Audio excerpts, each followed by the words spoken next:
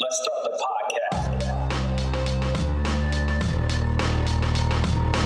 Your average fight fan.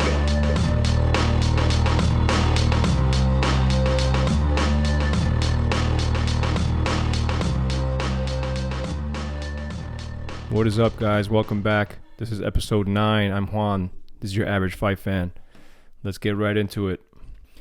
We're going to go over last night's fight card, Stipe Miocic versus Daniel Cormier 3. That was for the heavyweight title. And we're also going to briefly go over Pedro Munoz versus Frankie Edgar, which is coming up next week. Let's get right into this past last night's card. We're going to start off. I'm going to just basically go over the main card. I'm not going to go into the prelims. Just one card that I thought was very, very cool on the prelims, which was Felice Herrig versus Vera Jandiroba. Little Bulldog is what they call Felice Herrig. She's been around for quite a bit. She has a pretty good record, 14-8. Of course, 8 losses is not great, but she's a pretty durable fighter. Been around for, like I said, for a little while now. And she was out. She was out for a little bit with some injuries. She got back in. Last week we talked about that she was coming off back-to-back losses. This was a pretty big step up in competition for her, even though the girl that she was facing was unranked. Vera Jandiroba is not ranked. But Vera had a 15-1 record coming in. She's from Brazil. She was on a 14-fight win streak just before losing to Carla Esparza, and then also won her previous fight, which was against Mallory Martin. And we discussed last episode about her having an 80% finish rate because she has 12 out of her 15 wins coming from submission. So we talked about this being a very, very tough fight for Felice, and that's exactly what this was. A very tough fight. Very difficult to understand, or not understand, but very difficult to compete with the ground game of Vera for Felice. Vera is a very, very high-level black belt jiu-jitsu, and it showed. It showed quite a bit. So the fight started out pretty quickly with Felice kind of trying to keep her distance, trying not to get into what she was trying to avoid was not to get into a ground game fight with Vera, which is exactly what ended up happening because Vera, like I said, is very high level. While Felice was keeping the distance, trying to land some strikes, Vera was able to get the early takedown and just show how high level she is on the ground. And this fight ended very quickly. It was a minute 44, and the fight was over. So Vera showed her just absolute top-notch, excellent top control in jiu-jitsu, was able to get a couple of submission attempts, but ultimately ended it with an armbar, like I said, at a minute 44, which based off who she was fighting and how good this looked and how good she was, it won her the performance of the night bonus. Or I shouldn't say the performance of the night bonus, a performance of the night bonus because there was 2 given out, which gives her a $50,000 bonus on top of what she made for the fight. So that's awesome for her. Big congrats to Vera. And listen, if this is what her UFC career is going to be like, and if you want to go back in her history, she's a champion in Invicta, and she was a champion in another organization before that. She's a tough girl. Yeah, she's 32, but that doesn't really matter. If she can continue to play the game the way she played it last night, man, she's got a really good UFC career coming. So huge congrats to Vera, and man, just keep it up. She's going to be a tough girl for anybody at 115 pounds. So big win for her. And for Felice, she's 35. Like I said, she's been around for a while, so she's just got to think about what she wants to do next. But she's still a very, very good fighter, and I'm sure she'll be fine. I'm sure if she wants to come back, she will, and she'll be a lot better, and she will get the right fight for her. So, all right, moving on. The only other fight that I wanted to go over that was on the prelims was the lightweight bout between Jim Miller and Vince Pichel. This was another good fight. Both guys were excellent in their ground game. Obviously, Jim Miller has just an unbelievably good ground game record. He's got 18 wins by submission in just an amazing career. He is coming off a win in this past June, looking to make it 2 in a row for this fight. We discussed last episode that he has fought just about everybody at 55. He's an absolute legend.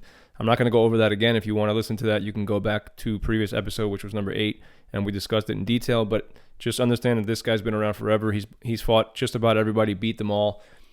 He's got an amazing career, but he was fighting a very, very strong and very good ground game guy in Vince Pichel.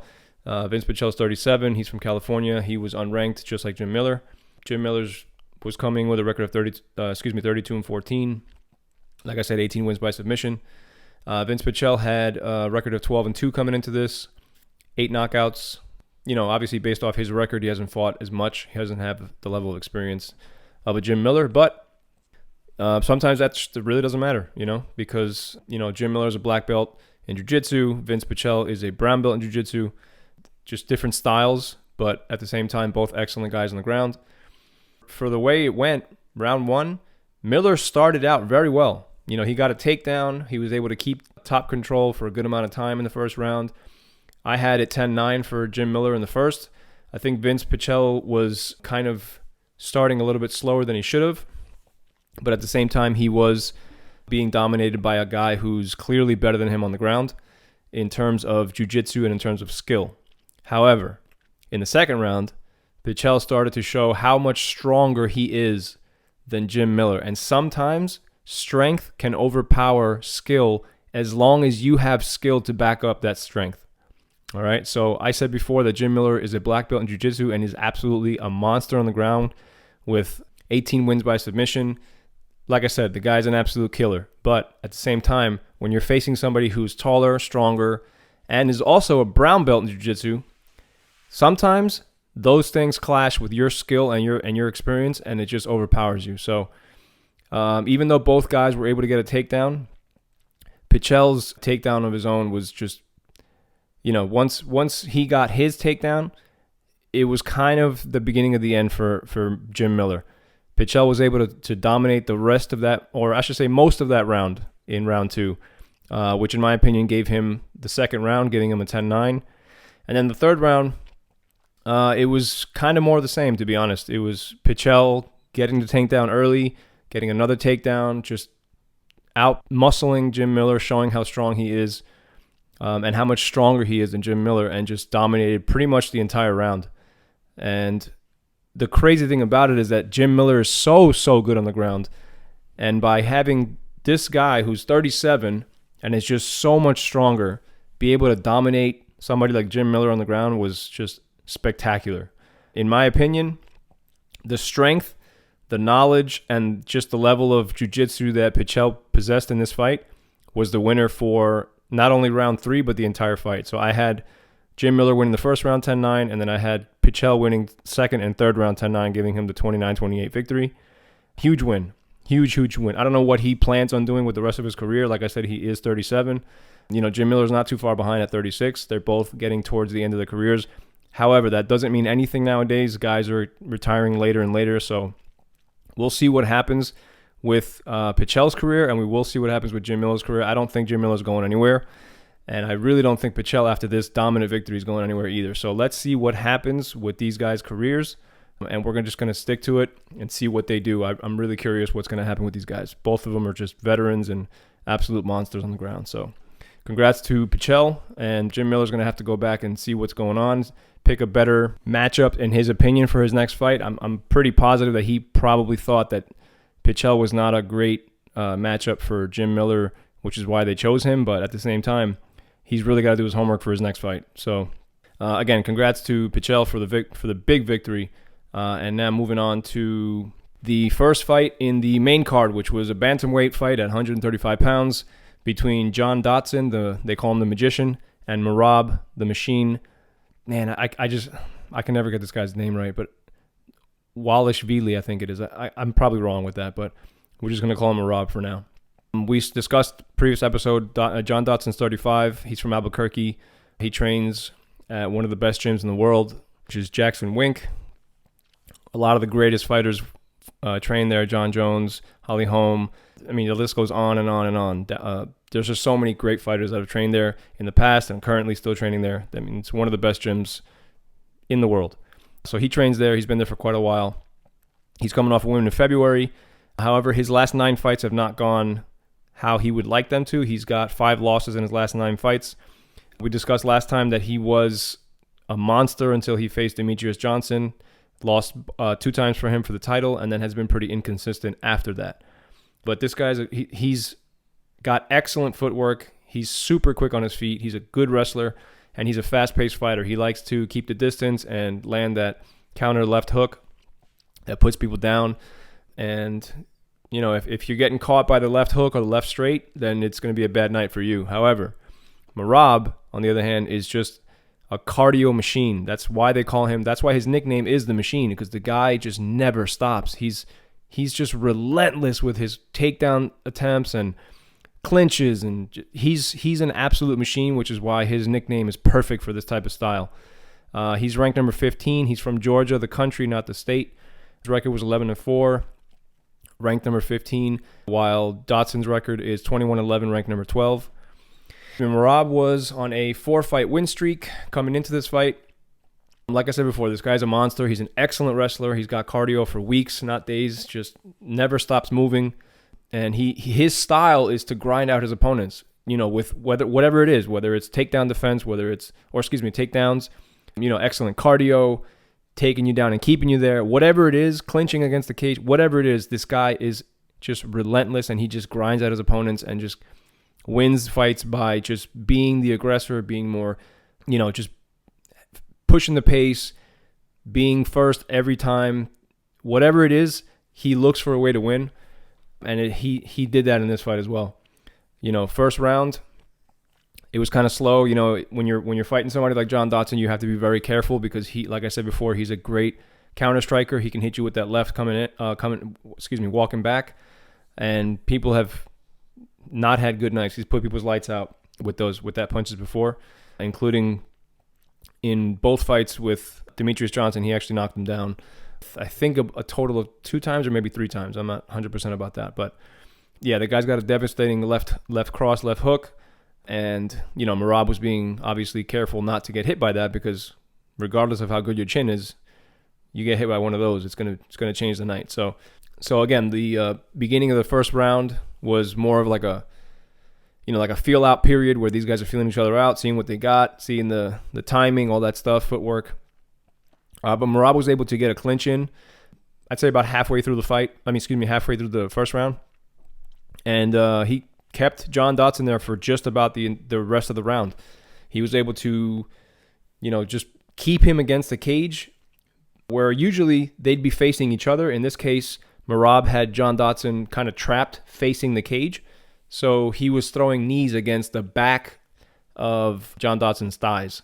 And that might not sound like something that's, you know, going to do much damage, but let me tell you, you take one knee to the back of your thigh, and you'll know exactly what I mean. Imagine taking like 20 of those knees or more to the back of your thigh consistently for, you know, a minute and a half or 2 minutes. That will definitely change things for you. But I got to give it to Dodson. Dodson, he's so good, and he's so crisp with his footwork, and his cardio is excellent. He's always in shape. He's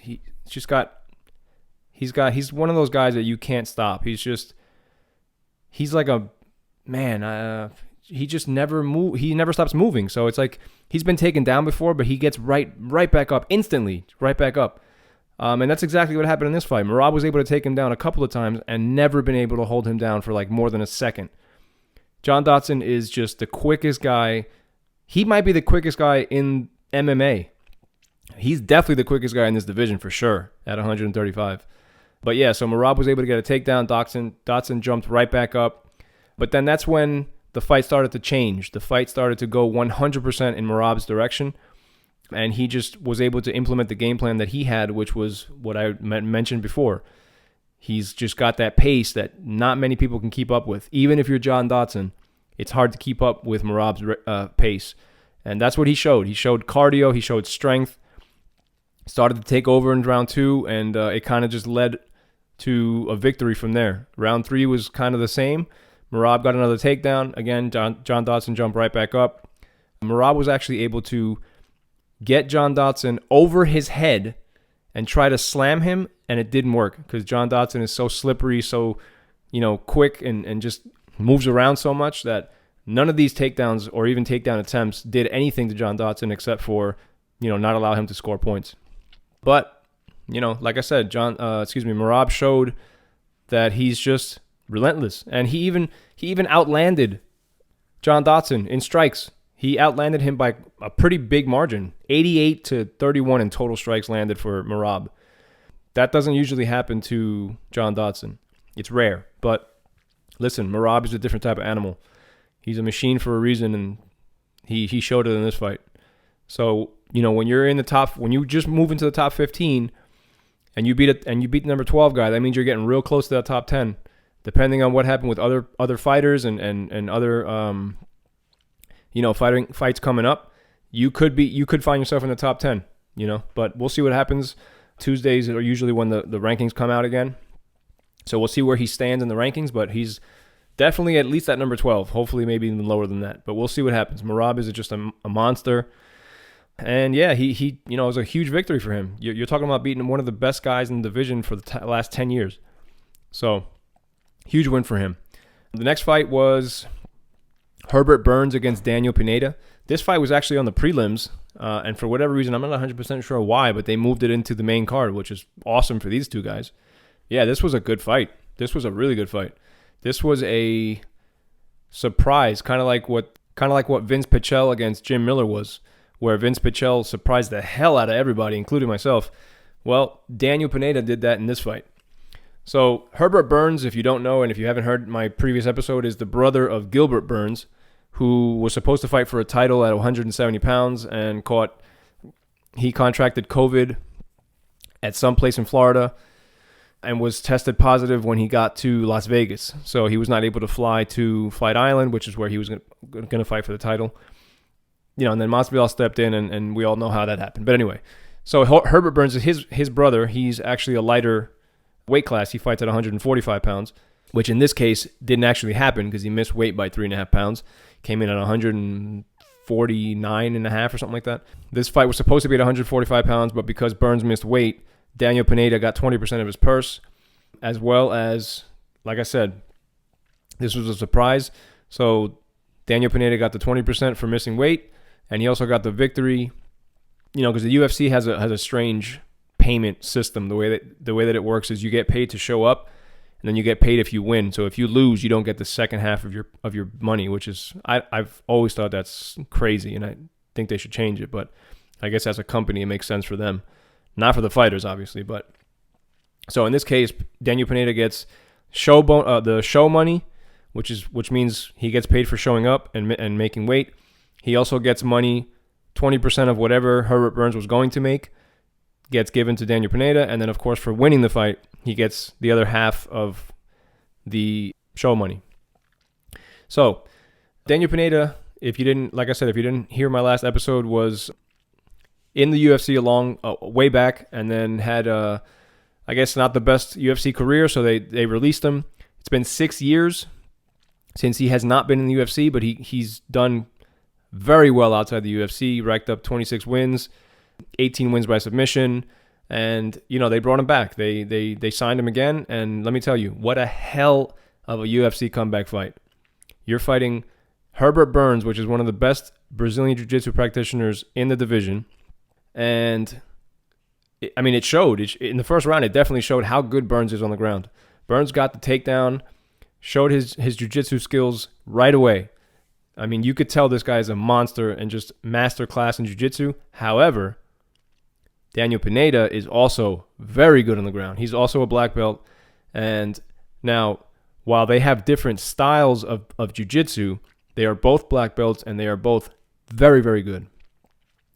So, the way that Herbert Burns' style of Jiu-Jitsu is he'll take you down and try to submit you right away.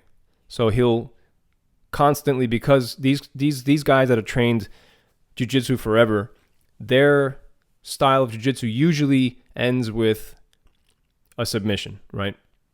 Because they've been training in a gi since they were little kids, and since they were like 4 years old, 5 years old, 6 years old, 8 years old, 10 years old. They've always trained in a gi. However, when you don't train in the gi forever, in other words, when you train jiu-jitsu and you start training in gi and also no gi, your style is completely different, which showed in Pineda's jiu-jitsu style in this fight. So his style is to take you down, work from the top, but also incorporate strikes, elbows, punches, all the stuff that he can to try to get that submission or just to finish you. So in the first round, Pineda also got a takedown and started throwing the strikes, which is what Burns did not do.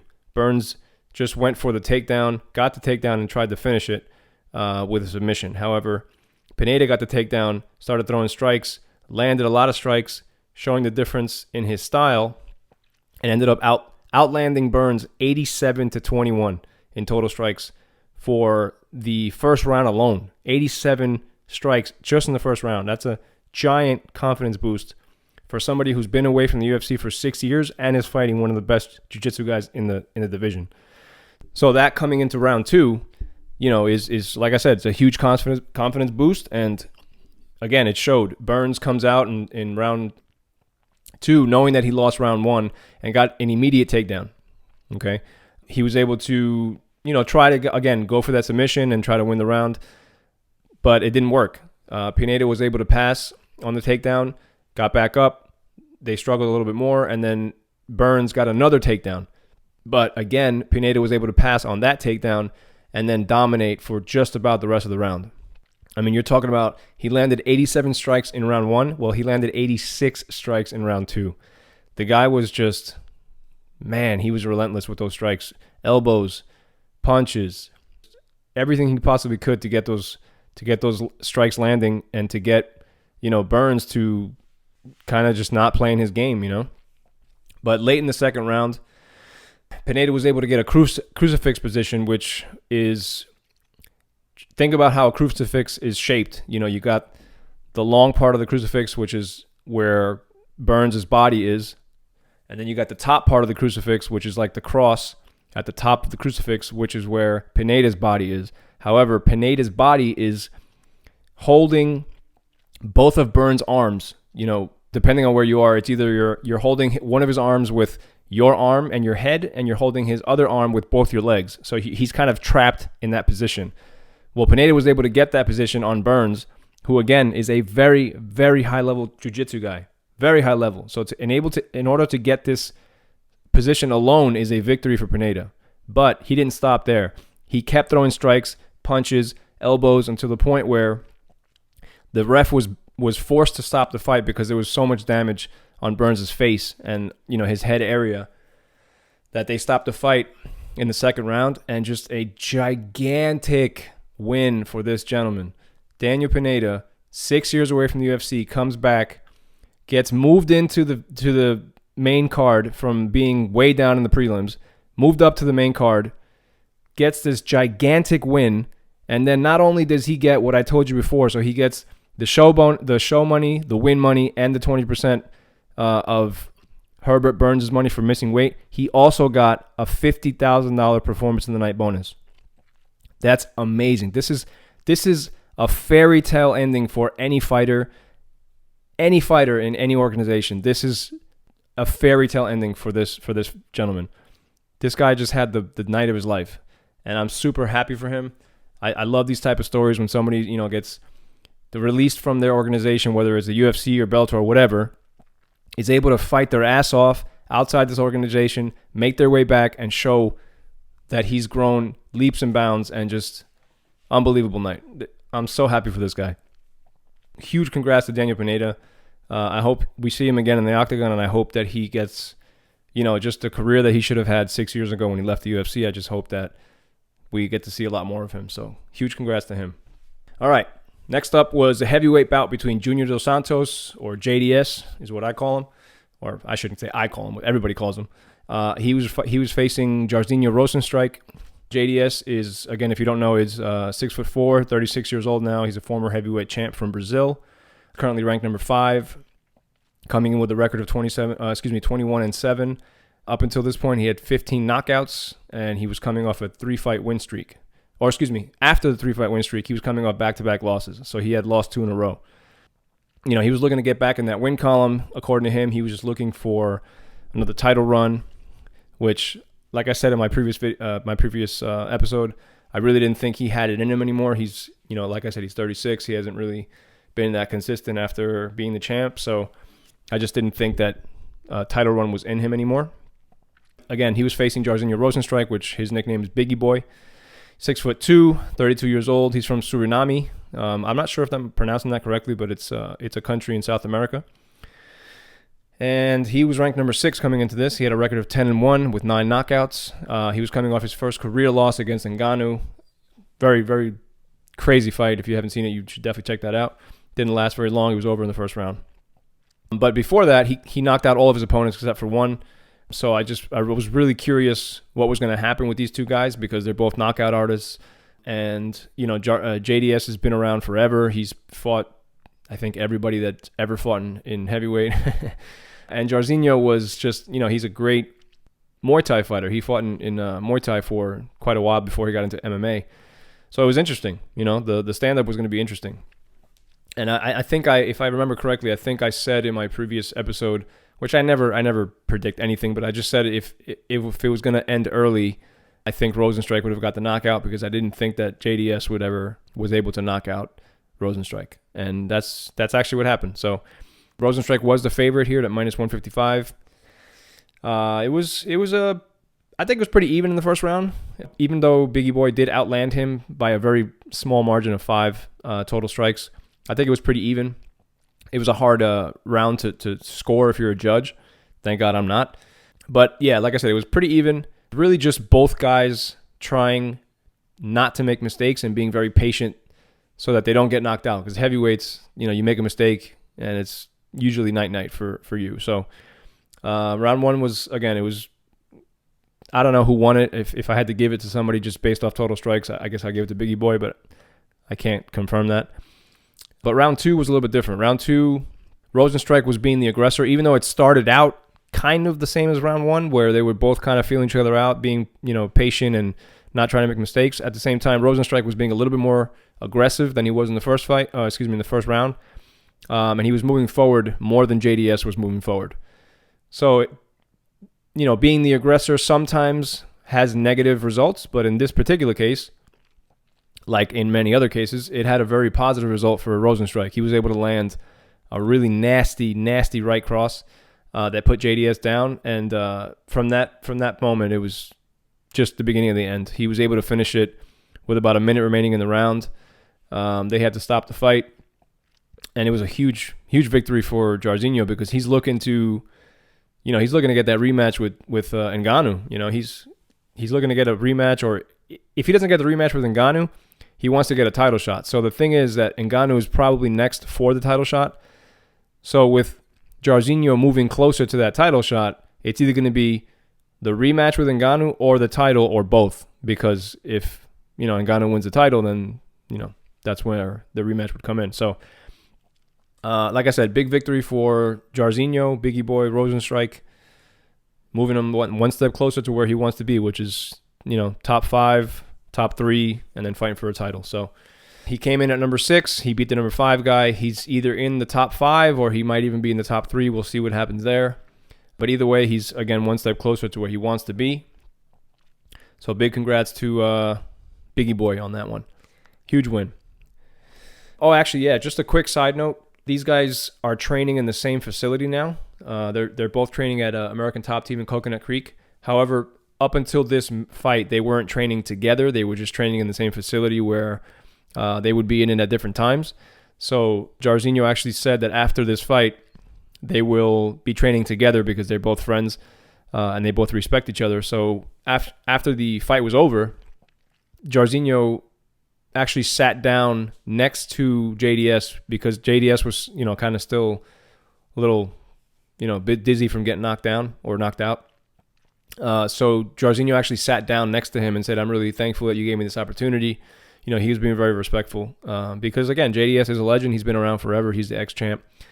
So he's one of the best heavyweights, to ever grace the octagon. So in order for you to beat this guy, you got to be really good. So obviously Jairzinho is very thankful for getting that opportunity, and of course he's a respectful guy, so he wanted to give his respects to JDS, and that was cool. That was cool to see. Yeah, so like I said, huge congrats to him. And we'll see what happens with JDS. We'll see what he wants to do. We'll see if he wants to continue fighting.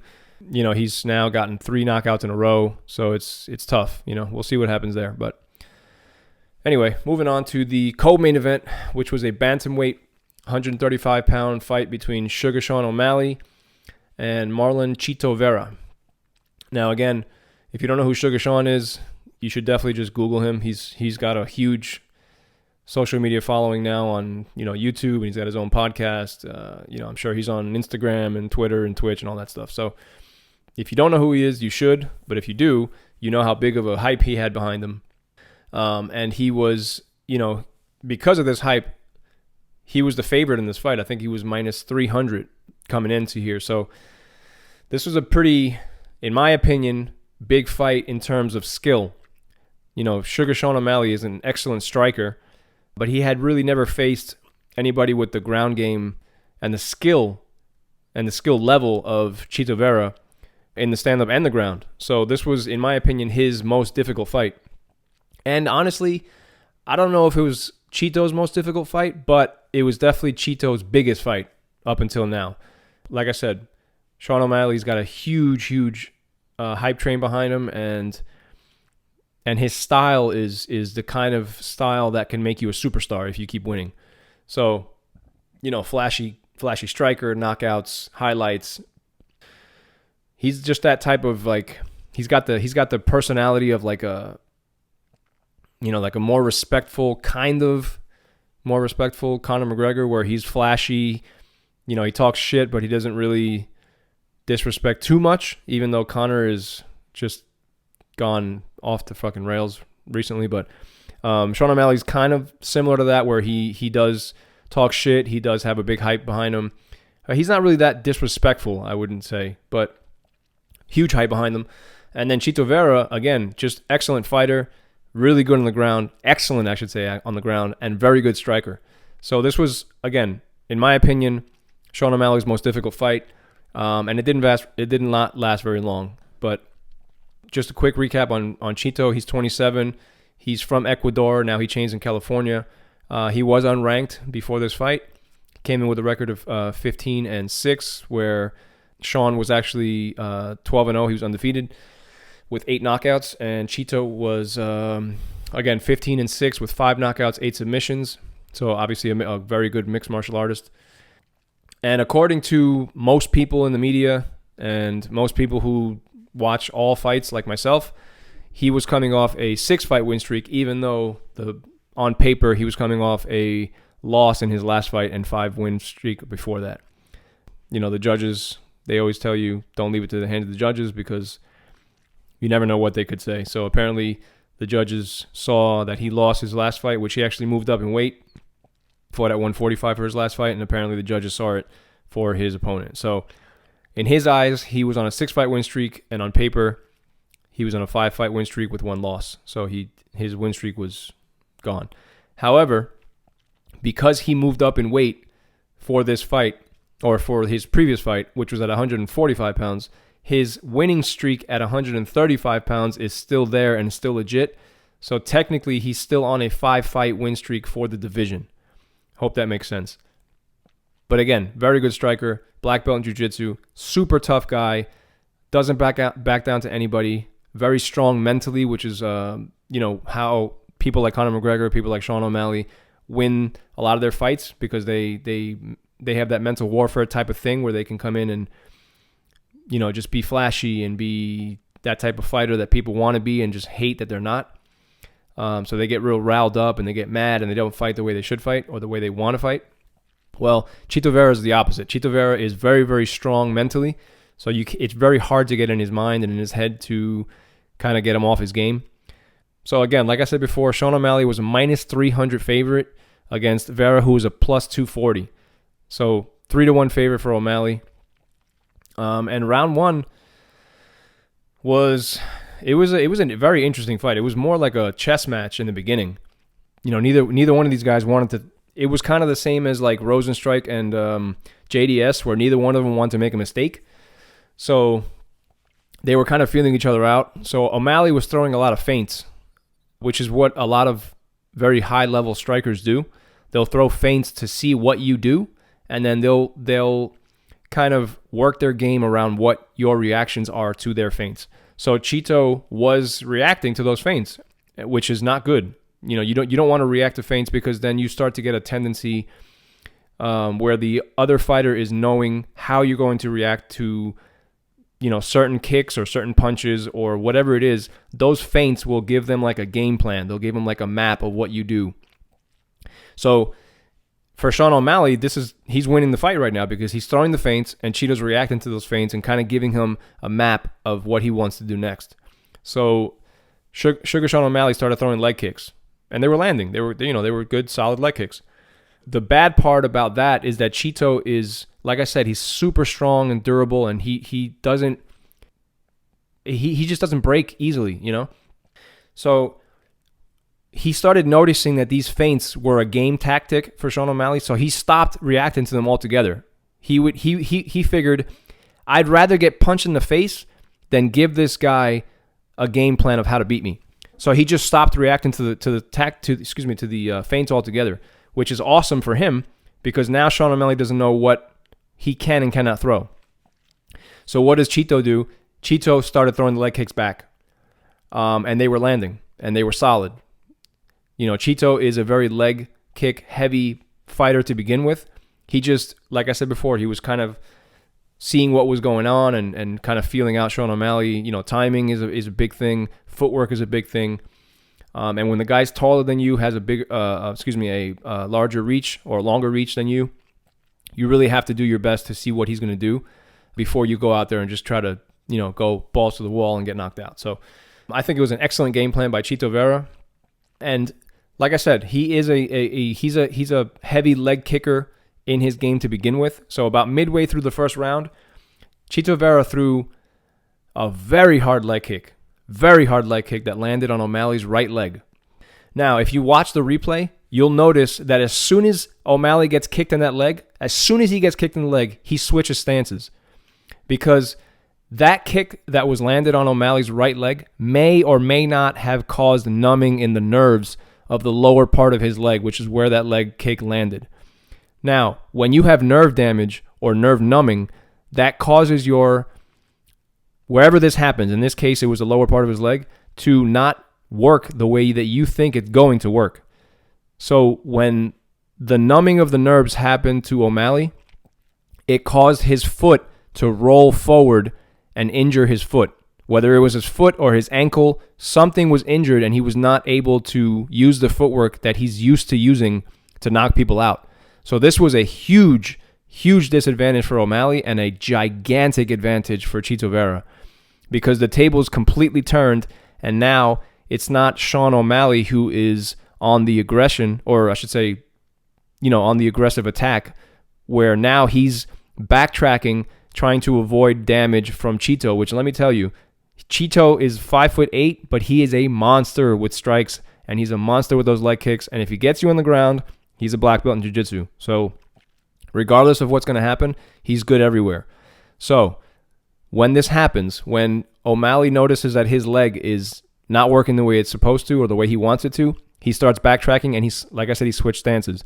So right away, Chito noticed that he was backing away, and he took advantage of this opportunity. He pushed the pace, and he started to kind of bum rush Sean O'Malley to the point where Sean O'Malley was moving backward and didn't notice, again, because I don't know if you guys know, but they were in a smaller cage for this fight because of, the UFC Apex has a 25-foot octagon.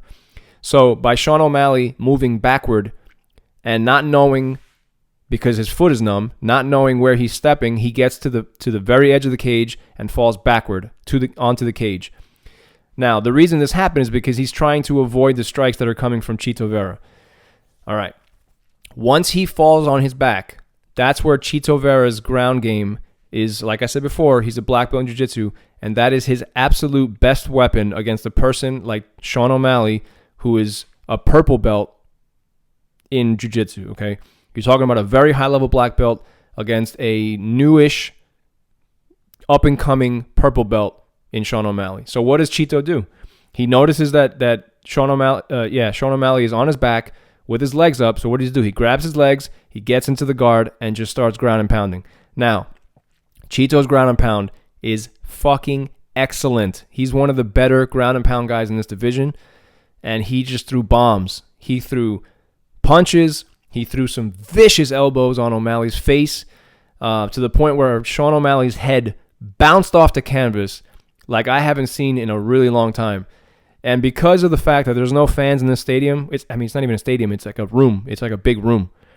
Because of the fact that there's no fans in there, you could literally hear Sean O'Malley's head bounce off the canvas and his throat started to gargle. It was like a noise that that he made when he got hit with this elbow.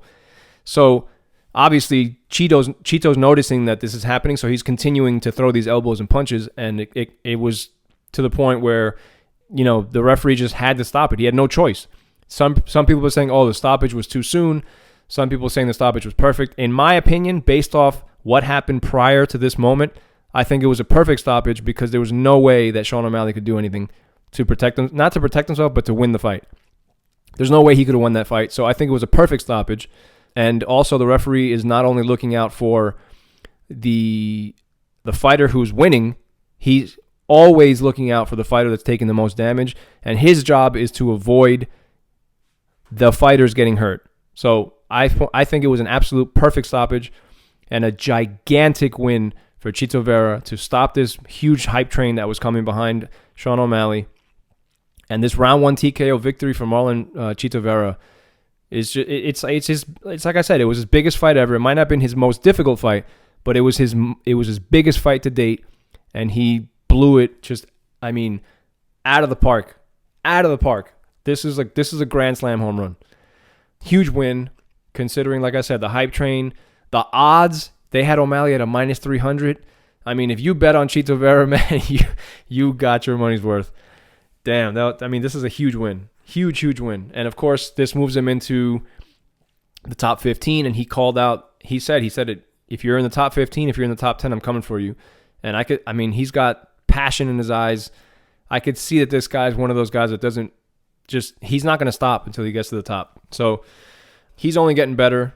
O'Malley, obviously, is always going to get better. He's just that type of, high-level striker who will continue to get better and continue to work on his ground game. But this is a pretty serious injury when you're talking about nerve damage. So hopefully, for Sean O'Malley's sake and the division as well, it's not just O'Malley, it's the division. When you have a big name like that, it does get more eyes on the division. So not only obviously for the division's sake, but of course for Sean O'Malley, I really hope he can, get better and get back in there as soon as possible. Obviously, you never want to have a guy like that out of the division too long. And he's young. He's 25. He's even though he's putting on this persona of, I'm the king, this, that, whatever. He is a very good fighter, and I like watching him fight. He's exciting. And I'm a fan. I'm a fan of anybody who's getting a lot of eyes behind them. And I'm a big fan of people like Chito Vera who don't give a fuck about any of that shit. He even said it in the post-fight press conference. He said, people like Sean O'Malley just want, they want Instagram followers and all this crap. And they asked him about Joe Rogan's podcast because during the post-fight interview, which is no longer done inside the octagon, it's done, in separate locations where they're just looking at a camera. He said, I want to thank you, Joe Rogan, for boosting my confidence and helping me by saying things like, eliminate the inner bitch in you and work hard and you'll get success. So they asked him about that quote and they said, why didn't you ask Joe Rogan to be on his podcast? And he said, no. I don't want to be on Joe Rogan's podcast unless Joe Rogan wants me on his podcast. I don't want to be on there just to get Instagram followers and Twitter followers like these other guys. If Joe Rogan wants me on the podcast, it would be an honor, and I would most definitely go on the podcast, but I'm not going to ask him for it. And I respect that a lot. I respect a guy like that who's just grinding, working hard, day in and day out to get better and letting his fighting do his talking for him. I respect that a lot. And being a Latino myself, I'm from Argentina and he's from Ecuador. Of course, I gotta root for this guy. So again, huge congratulations to Chito Vera. Gigantic win. And let's, hope that he gets top 15 guy, top 10 guy, and he just continues to rise because he really is a very, very good fighter. Again, I really hope that Sean O'Malley gets better and recovers quickly and gets back in there as soon as possible. So, all right, moving on. This is the main event, heavyweight championship of the world. Stipe Miocic, current champ, against DC Daniel Cormier for the rubber match, the trilogy, the third fight in this awesome back and forth that we've had for the last couple of years now. This was a really good fight. This was, in many people's eyes, including the promotion, including these two guys, the match to determine who is the best heavyweight of all time, not just the UFC, but in all MMA, who was the best heavyweight of all time. Again, quick recap. You had Stipe, 37 years old, standing 6'4". He's from Ohio. He holds a record of 19-3, 15 knockouts. He holds 2 records in the UFC. One is the record for the most heavyweight title fights, which is 6. This would have made his 7th title fight. And the other record that he holds is the record for the most title defenses at heavyweight, which was 3. If he won this fight, he would have extended that record to 4 title defenses. And obviously, like I said, 7 title fights. His resume speaks for itself. I'm not going to go over it again. He's just beat everybody at heavyweight. And let's not forget, he's still a working firefighter in Ohio during a pandemic while he's training for the biggest fight of his career. This guy is awesome. I'm a big fan of his. And again, he's fighting DC, who is also just an absolute monster, and I'm a huge fan of his as well. Not just because he's a great fighter, but he's an ambassador for the sport. He's a role model for children. He's a coach. He's a great commentator. He's just really good at everything, and he excels at just about everything he does. And the same thing goes for Stipe. Stipe was a 2-sport collegiate athlete. He played football and baseball. He was obviously a great wrestler. And, both of these guys are just absolute monsters, great athletes. And this was an awesome fight. It went 5 rounds. It's the heavyweight fight that we all expected it to be, and I think it shined in every aspect. So as far as the odds go, it was 100% even until about, I'd say, the night before the fight started. So about the weigh-ins, they made the odds go slightly towards DC, making him the very, very slight favorite at -110 against Stipe's +100. So that makes him an even underdog. This fight was awesome, man. It was such a high-level fight. Round 1, Stipe started out like we hadn't seen him in the previous 2 fights. He started out really fast, very precise. He was moving his feet. He still to this day has absolutely no head movement, which is crazy because he's such a great fighter. He has 0 head movement, but he was moving quite a bit more than he was in the previous 2 fights as far as footwork goes. And of course, when you're getting outlanded and your footwork is better than, the footwork of your opponent is better than you are, DC noticed this and he started to, he needed to do something to compete with this guy. So he thought, all right, what am I very good at? Or what am I best at? Wrestling. So DC took Stipe down and thought, this is my best path to victory. I am the better wrestler. I'm a Olympic wrestler. And I'm going to take him down, and I'm going to do the same thing that I did in the first round in our last fight. However, it did not go that way. Unfortunately for DC, it did not go that way. He did get the takedown, but Stipe was able to get right back up and avoid any damage that would have been, dealt to him if this was a second fight like it happened in the first round, or maybe the second round. I can't remember. I think it was the first round, where DC was able to just, land strikes and keep him there for, over 2 minutes, something like that. It was the complete opposite.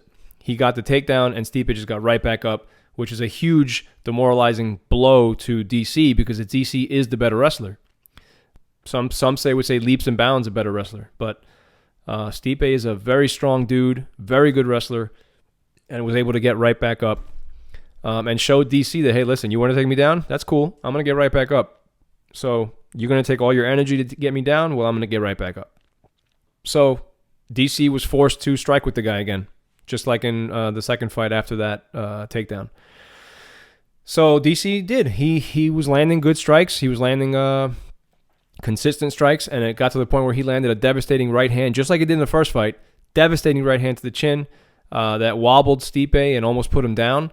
In my opinion, that won DC the round. I don't know if that's how the judges scored it, but in my opinion, that did win him the round because he already had the takedown in there. So I had it scored 10-9 for DC. Again, I don't know what the judges had.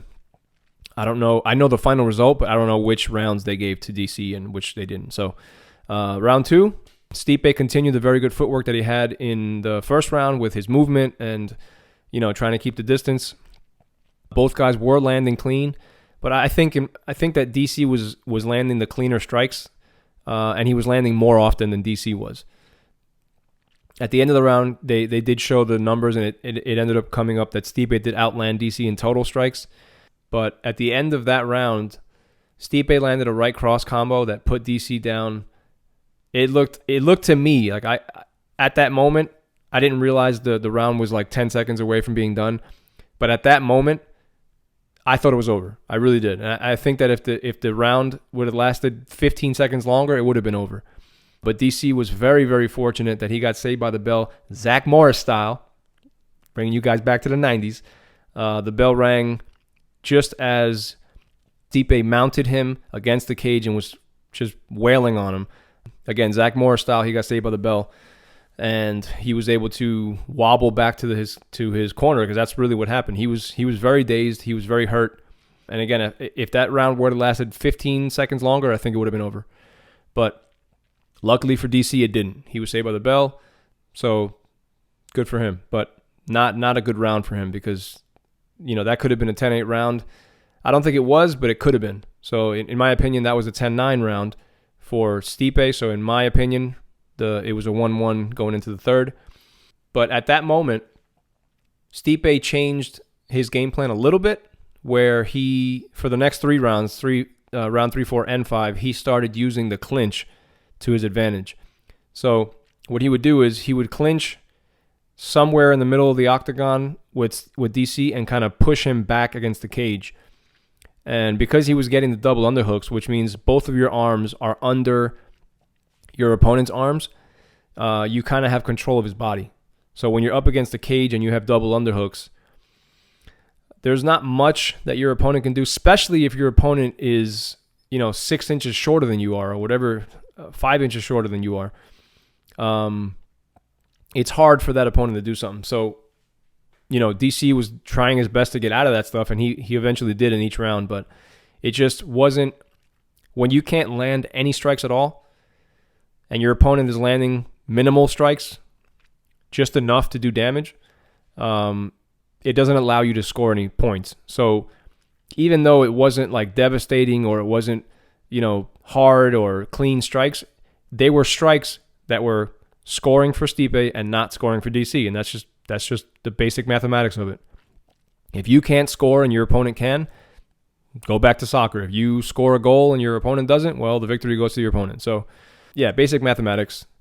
This happened in round 3, 4, and 5. Even though, in my opinion, I think round 4 was DC's best round of the entire fight. I scored it for DC.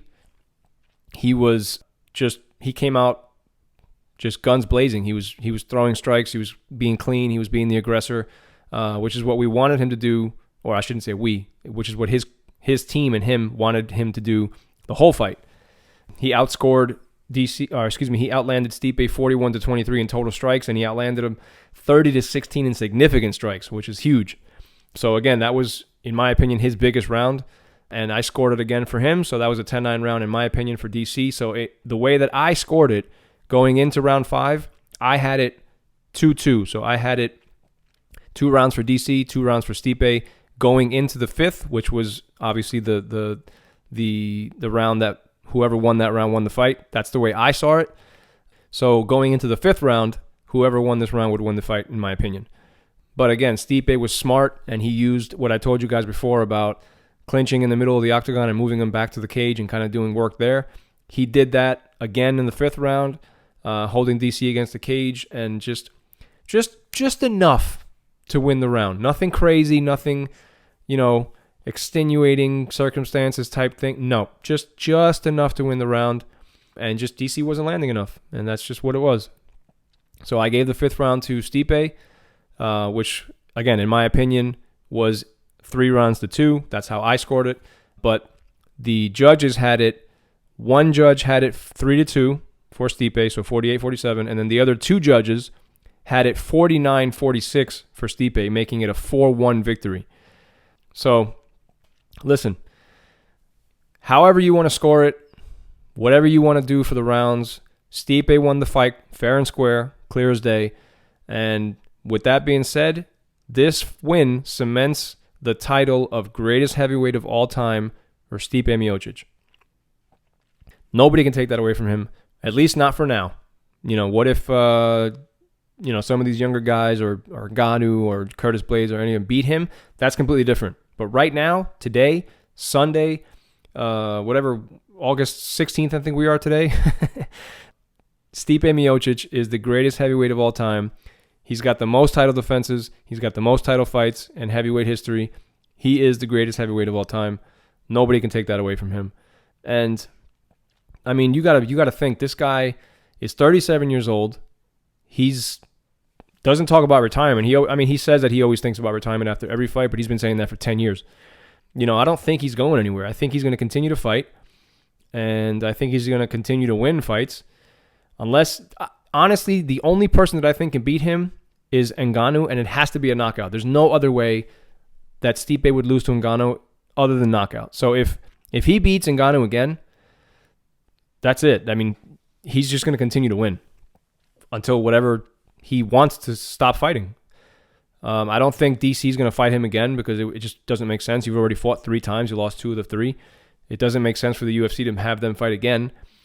So I don't see DC fighting anymore. Who's he going to fight? He's not going to fight somebody who doesn't have the title. He's not going to go down again to light heavyweight unless he sees. I mean, John Jones did say he wants to move up to heavyweight. So I don't know. I don't see it. Why would he fight again? The only thing that I could see him fighting for again is if John Jones moves up to heavyweight and stays there. I could see DC maybe going down to light heavyweight and winning that title and then retiring. But I really don't think that's going to happen. So it was a great night of fights. It was awesome. It was just one of the better cards that we've seen in a while. Well, I shouldn't say in a while, but it was definitely one of the better fight cards that the UFC has put on. And now we have another fight card coming up this coming Saturday. Between the main event is going to be Pedro Munoz against Frankie Edgar. I just want to go over that one fight, nothing else. I don't think the card is worth going over it.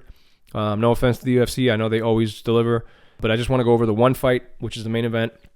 You got Pedro Munoz, who's a 33-year-old killer from Brazil. Got a record of 18-4, 5 knockouts, 8 submissions.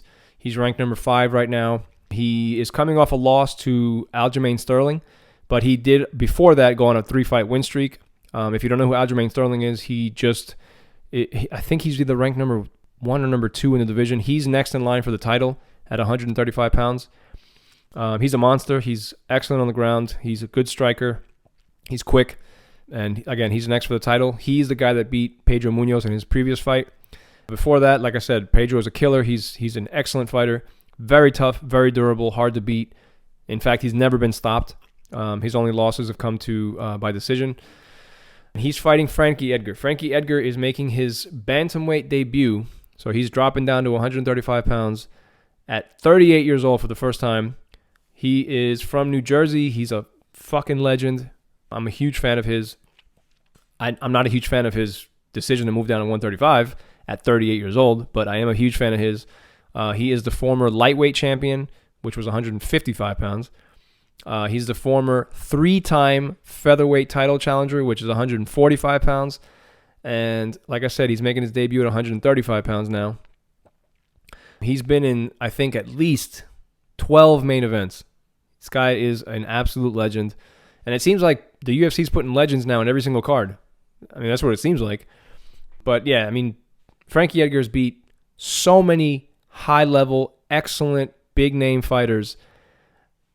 I mean, you're talking Jim Miller, who we just discussed as a fucking legend. He beat Tyson Griffin. He beat Gray Maynard. He beat Sean Shirk. He beat BJ Penn 3 times. BJ Penn is one of the greatest fighters in the history of the sport. He beat BJ Penn 3 times. He beat Cub Swanson twice. He beat Charles Oliveira, who's, I think, ranked number 5 right now. He beat Uriah Faber, who's probably one of the most famous fighters in the sport. He's a pioneer for MMA in general. He beat Chad Mendez by knockout. He beat Jeremy Stevens. He beat Yair Rodriguez. This guy is a fucking legend in every aspect of the word. Up, down, left, right, however way you look at him, legend.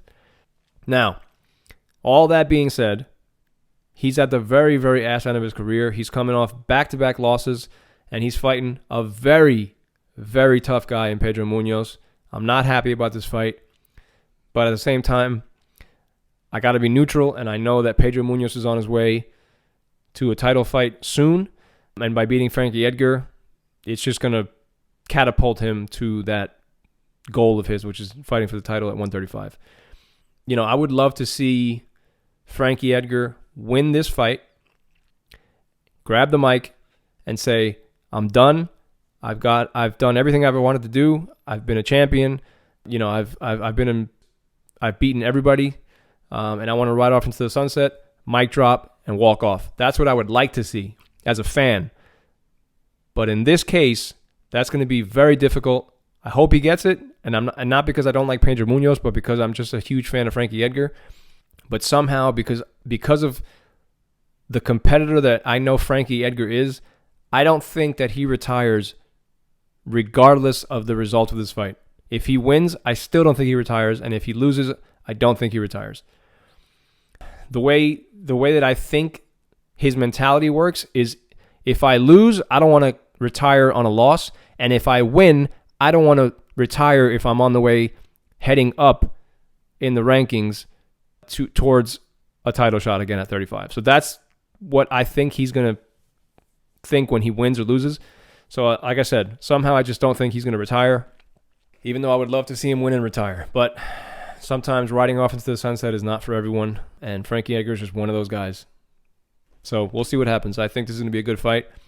High-paced. Pedro Munoz is a fucking killer. Frankie Edgar is a monster. He's great stand-up, great jiu-jitsu, great wrestling. I don't know. We'll see. We'll see what happens. But at the end of the day, I'm watching it. And if you're a fan like I'm a fan, you're watching it too. And if you're not a fan, if you're not a huge fan like I am, and at least you're a fan of my podcast, then you'll know what happens either way, because I'm going to tell you what happens. So that's it. That's all I got for you guys tonight. I appreciate you guys listening. If you're still listening an hour in, I definitely appreciate you like you don't believe. So I just want to give a big, huge thanks to anybody who's listening right now. And if you've been listening and you like the content, I really appreciate you.